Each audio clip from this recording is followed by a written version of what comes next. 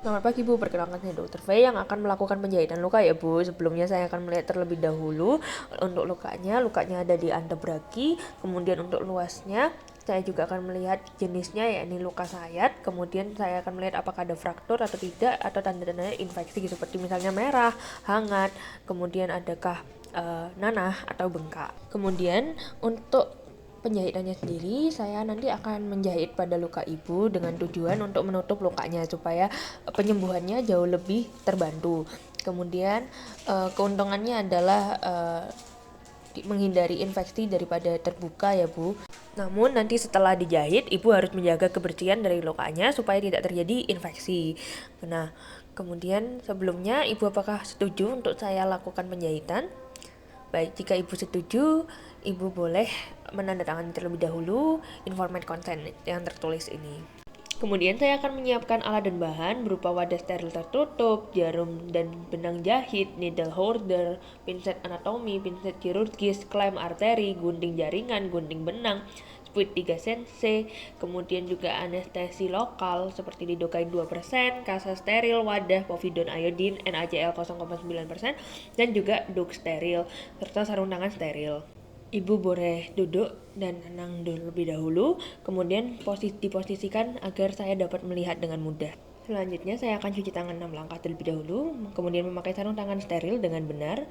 Setelah itu dengan povidone iodine, saya akan melakukan teknik asepsis yang sesuai dengan benar dan memasang duk steril untuk mempersempit lapangan operasi. Sebelum tindakan, saya akan melakukan infiltrasi anestesi lokal di sekitar luka dengan lidocaine 2%. Kemudian saya akan pastikan pasien sudah tidak merasa nyeri. Kemudian saya akan eksplorasi luka untuk melihat kedalaman, adanya benda asing, struktur di sekitarnya. Kemudian jika perlu saya akan melakukan irigasi luka dengan NaCl untuk mengurangi kontaminasi.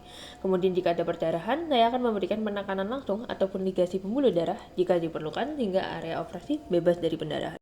Saya akan melakukan simple interrupted suture, di mana saya akan menggunakan pinset kirurgis untuk mengekspos tepi luka sisi jauh dengan lembut. Kemudian saya akan menusukkan jarum secara lurus 90 derajat ke kulit menggunakan gerakan supinasi dan menarik jarum. Kemudian saya akan mengekspos tepi luka sisi dekat pinset. Kemudian saya akan tusukkan ke dalam dari dalam keluar dengan supinasi, pastikan kedalaman sejajar dengan sisi luka. Kemudian saya akan melilitkan 2 kali pada needle holder, ikat simpul pertama dengan menarik ujung pendek ke arah operator, kemudian membuat simpul kedua, kemudian simpul ketiga.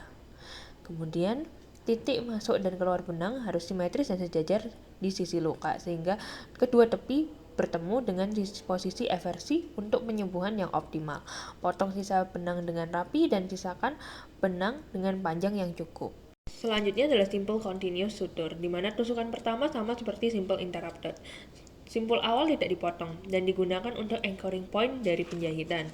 Kemudian saya akan melakukan jahitan sederhana ditempatkan secara kontinu dengan kedalaman yang simetris, jarak yang sama antar jahitan, juga ketegangan yang merata. Kemudian simpul akhir pada ujung ekor dari benang yang keluar dari luka dan penempatan jahitan terakhir di simpul. Selanjutnya saya akan melakukan horizontal mattress terlebih dahulu, di mana tusukan pertama seperti simple interrupted, kemudian juga pasang ulang jarum secara backhand. Tusukan kedua harus sejajar dan berlawanan dengan arah atau pronasi. Jaga jarak antar tusukan horizontal simetris agar tidak terlalu dekat tapi di tepi luka.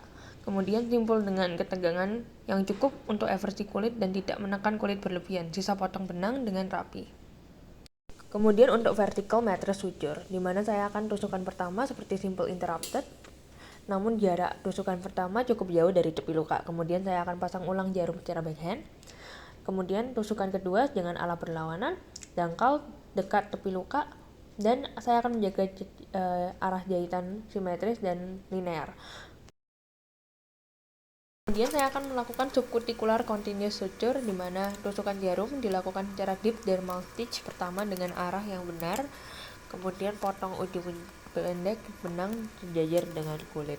Kemudian juga jahit sepanjang dermis tanpa menembus epidermis, pastikan jarak antar kedalaman simetris. Kemudian simpul akhir Aberdeen dengan knot sebanyak 3 loop atau lebih dan kunci simpul dengan tarik benang panjang lewat loop terakhir. Kemudian juga masukkan jarum ke garis luka dan keluar ujung luka. Tarik simpul agar terkubur di bawah kulit dengan lembut dan potong benang dengan rata sesuai permukaan kulit. Jadi saya akan bersihkan luka dan irigasi dengan NaCl. Kemudian saya juga akan menutup luka dengan parafin gauze atau kasa steril untuk melindungi dan merangsang penyembuhan. Kemudian bersihkan alat, bahan bekas tindakan, benda tajam sesuai dengan protokol kontrol infeksi. Kemudian saya akan lepaskan sarung tangan dan cuci tangan 6 langkah.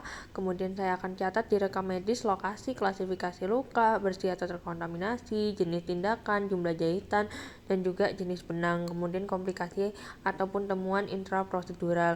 Kemudian saya juga akan memberikan edukasi terhadap pasien, tindakan yang telah dilakukan, perawatan, dan juga terapi selanjutnya. Kemudian jadwal kontrol dan juga jadwal angkat jahitan.